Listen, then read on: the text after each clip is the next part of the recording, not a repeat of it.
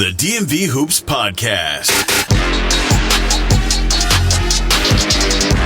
This is Jonathan Scribner, head girls basketball coach at St. John's College High School, and this is the DMV Hoops Podcast. Welcome to the DMV Hoops Podcast. As always, I'm Kurt Cross. We're reporting live from DeMatha Catholic High School in Hyattsville, Maryland for the DMV live period. This is session 2.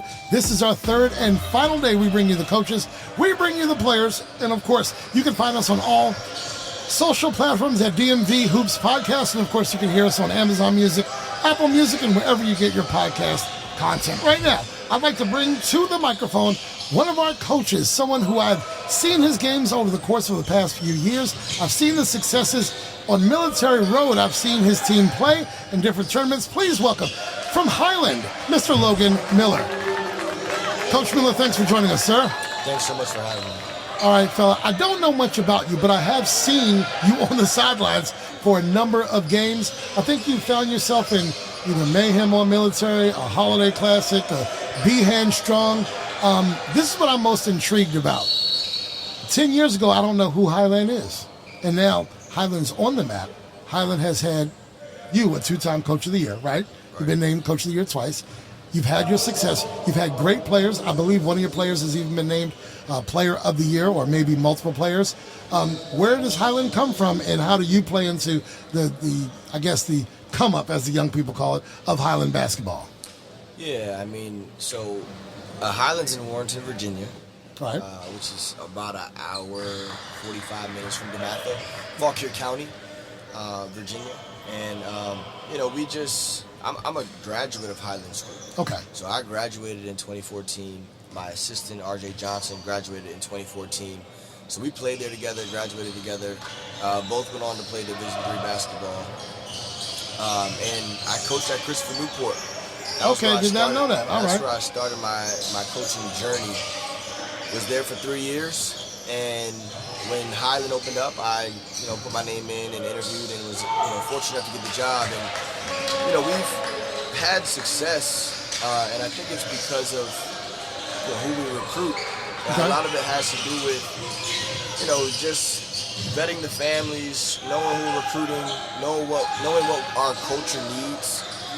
And setting a bar for our culture, right? Obviously, you got to have talent, but we also want to have great kids, great families, high character kids, high academic kids. Like we've had our success because we've targeted the right kids, and we've built our brand on toughness, on defense, and just outworking our opponents.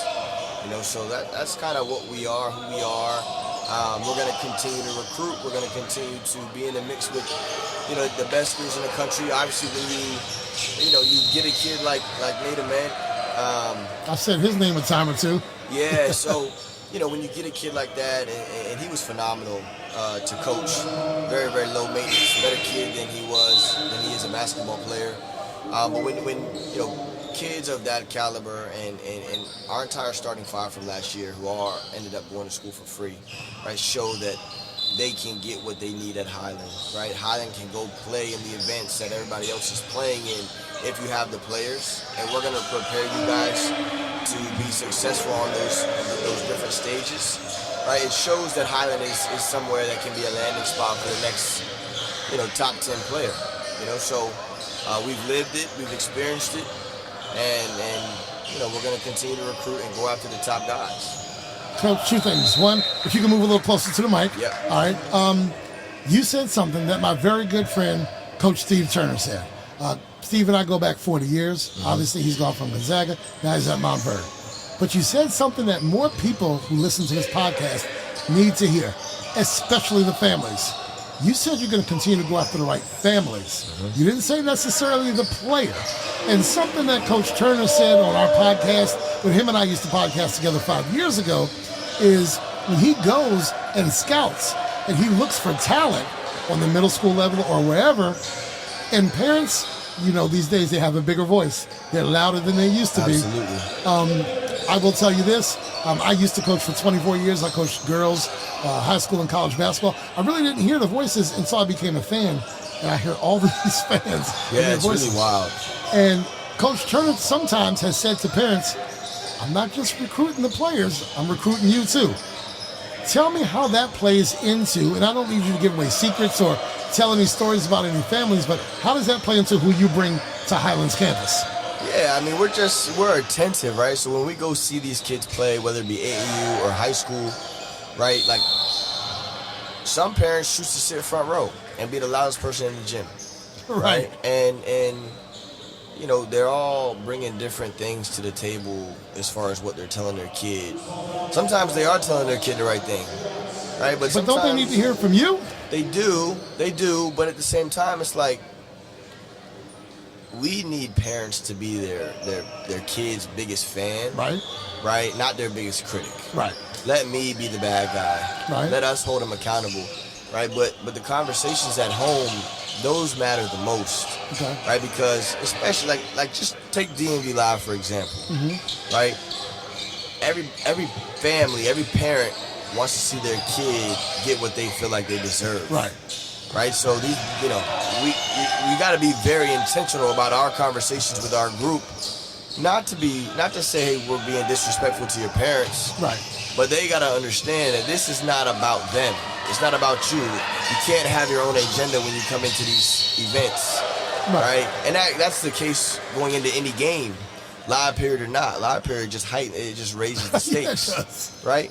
And that's when you see it the most. Right, but it's understand. You can see what kids, you know, and what the conversations are like at home based on the kids' play. Now, some kids do a good job of tuning it out. Right. Some don't, and it becomes very evident. And it might not be both parents; it might be just one.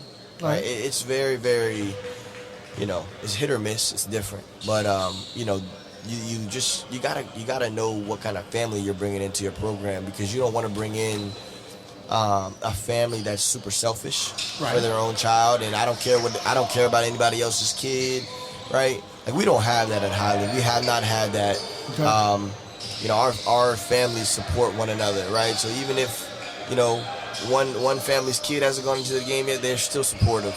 Right. You know, they're still showing a ton of love to those guys that are on the floor that are having success. And that's a credit to our strong culture and, you know, what we've built from year one. We're headed into year 4 now. You say that they can't have their own agenda, and I would argue that the only agenda they have to have is overall success of the program. My kid's going to do well. He's not going to do well. Guess what? He might go 3 for 17, and tomorrow, or maybe in 2 hours, because there's 2 games in a day sometimes, maybe he goes 9 for 10. But, you know, your kid's going to be who your kid's going to be. And we're looking at, 30, 40 coaches down there right now. Not every coach needs a 6'7" wing. You know, they might be looking only for point guards this round. You know, so, you know, your kid, I guess my thought is the talent will shine. The talent will shine. And they'll come find you. And the thing is, the coaches are already here. So, you guys are going out of your way to try to do all this. They're already here to see you. Just be you. They came to see you because of what you have been. And for 4 years, you need to be that person at your next stop. So, you know, be who you're going to be. You're right. And, you know, I saw something I did not care for on Friday. I will not name names, but it's a name.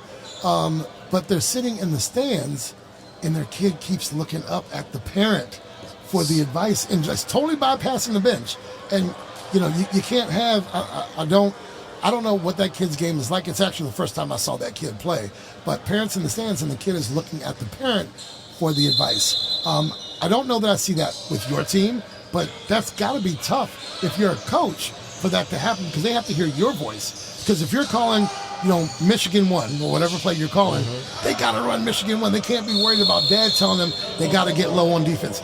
Every kid at this level knows they have to get low on defense, right? Yeah, for sure. I mean, it just comes down to commanding the group, right? So, in practice, I'm very vocal, I'm up, I'm active, I'm animated. So the same way you see me animated on the sideline, I am in practice, but probably even more. You're not asking officials for fouls in practice, though, like you do down here, are you? No, because I'm the official during practice, right? I saw some calls that were questionable in that last game. Yeah, and it's tough, and I know these referees are under a lot of pressure the same way we are, right? They're being evaluated too. It's a camp. Yeah, they are. Right, which, you know, it's tough. It's tough for us as coaches. Yeah. It's also tough for them, right? Being watched in an environment like this, but It's about commanding our group, right? And I do tend to be pretty loud when I'm coaching these guys. Right.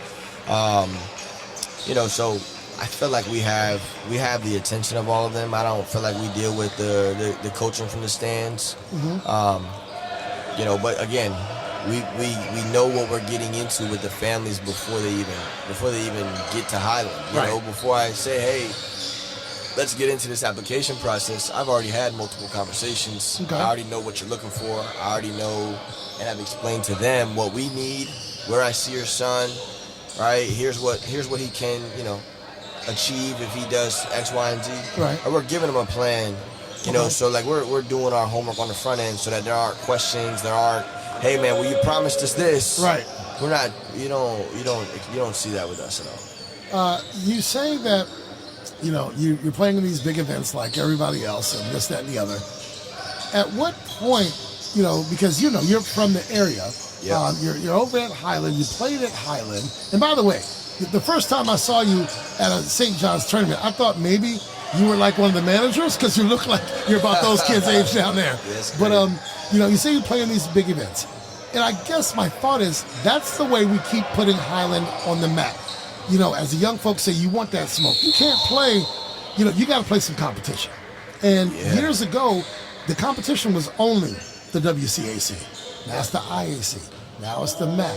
It's all these other divisions and conferences, and Highland is factoring into that. Yeah, Why? you didn't even name the MPSC, right? MPSC, that's where you are, right? Clayton Grace, Fairfax Christian, Mount Zion was there. Those are 4 schools that absolutely factor Prince in. George's Christian Academy. They used to be Shabbat, right? Used to be Shabbat. That's 5 teams, right? Like it's not like the league is good, and then like for us, we're also in the EPL. Right, I saw that. Which is the Elite Prep League, which we see teams from Canada all the way down to Atlanta, and it's post-grads, it's preps. Or they just added Western Reserve. They got national teams, right? Yeah, so like Hargrave is known to be a great basketball program. Always have been. Right, so like we see them, see Mount Zion's top team who's playing right now. Like we're in the same league with this team. Right. So. We're going to continue to put ourselves in games and in environments that challenge us to get outside of our comfort zone. Right. Because if we do that all season, come state championship time, come EPL, MPSC championship time, we'll be ready for those environments or whatever it is that it throws at us. But yeah, we've never shied away from playing anybody. I mean, we came out to St. John's my first year when y'all still had Donnie. Right. Malik was there. Daquan was there. That was a squad. You guys had a really good group. Right. I think we were down 2 at the end of the first quarter. I think we ended up losing by like 16 or 20, somewhere between 16 and 20. Okay. Right. And that was our 5th game in 6 days. Right.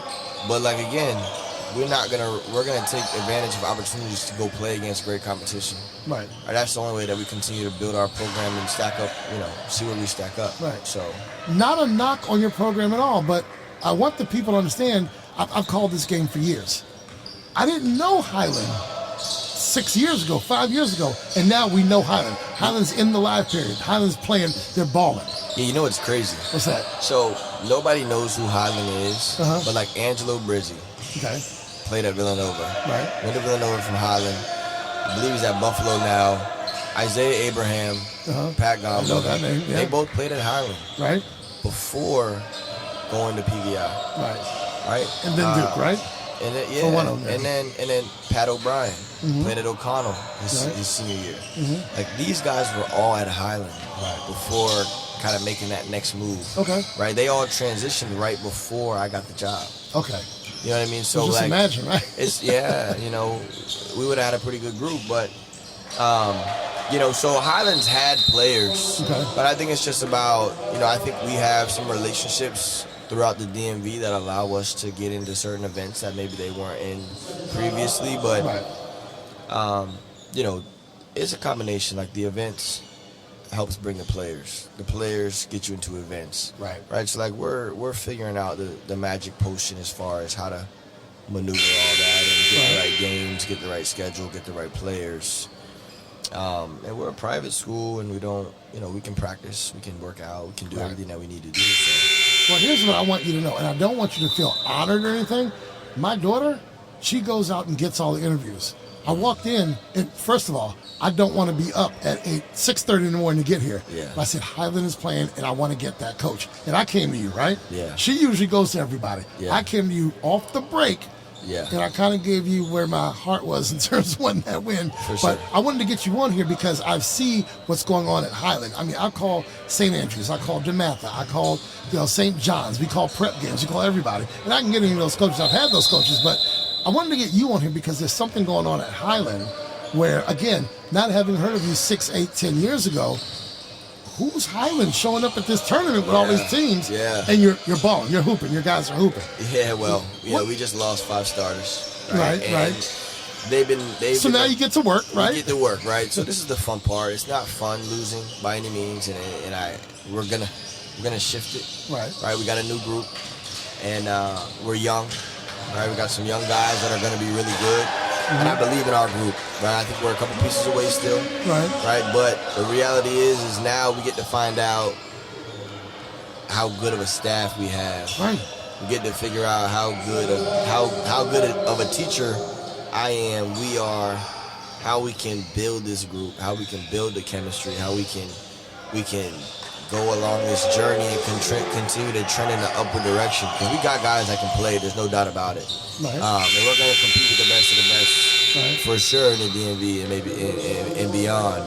Right. But, Highland's on the rise. We're going to be good. We had a rough showing here in the DMV Live segment in these 8 games. But just a year ago we didn't leave Court 1. Right.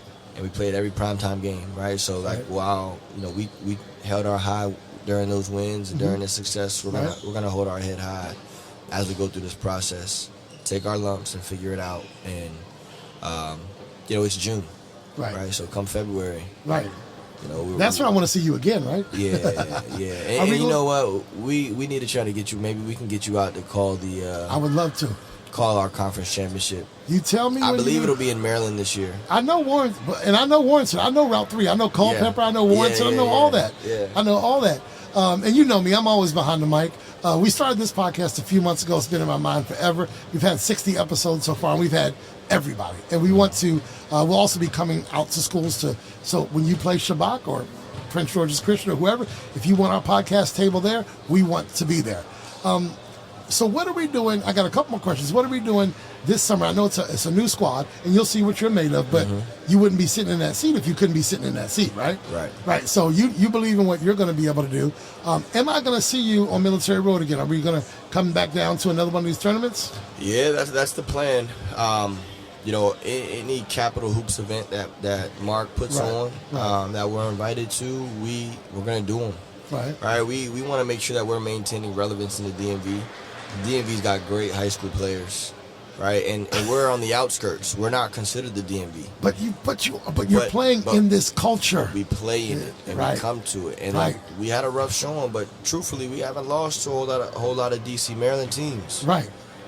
There was a team here last week. I will not name who they are. And I asked the kid. They're from Carolina. What's the difference between playing in Carolina and playing here? He's like, oh, it's just the same. We hoop. It's not the same. We play in the John Wall Invitational every year. Okay. Right? So we go down to Carolina to see what it is. Now, from a fan's perspective, it's the hoop state, right? That gym is packed out. First night, opening day for the John Wall tournament. Right.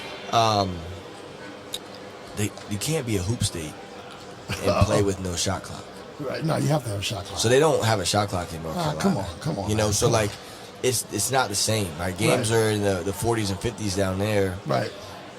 Whereas up here, our first home game this past year, we put up 96 points. Right. You see what I'm saying? So track meet up here. Yeah. So it ain't the same. The DMV has amazing high school hoops. Absolutely. I had an opportunity to go down to Carolina to be a head coach after my second year, and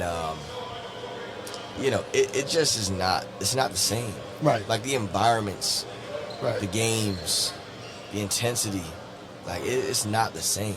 Right. No, DC is a different breed from, again, when it was just the WCAC producing athletes to what we have now as 4, 5, 6 conferences where D1 players are coming out of all of these conferences in the area. My last question for you. Why should the people listening, why should someone listening come down to Warrenton to see you guys hoop in November, December? What are they going to see? They're going to see a great brand of basketball. They're going to see a group that is relentless. They're going to see a group that has grown from June to November. Okay. They're going to see a group that's connected and is becoming more and more connected every time they step on the floor. And they're going to see a group that's tough. We play hard. We're resilient. It's what we are. It's who we've been. Pride ourselves on toughness, on defense. We're going to continue to be that. This group is new. They're learning the culture. They're learning, everything that we're asking them to do. And we run like a college program, right? So, they're going to see an enjoyable game, right? And they're going to see a team that's tough, that's connected, that's together. So, we're not at our best right now. We're not at full strength right now. Okay. But I'm telling you, come February, right, we'll be where we need to be. Folks, if you don't know Highland School and you don't know Coach, look for the guy who looks like he could be as young as the players, and he's got all the ink everywhere. That's one thing you'll notice. He's got all the ink. He's Logan Miller. He's Highland. We are the DMV Hoops Podcast, folks. Thanks for listening. We'll see you next time. The DMV Hoops Podcast is hosted by Kurt Cross, featuring Adam Crain. Thanks for listening.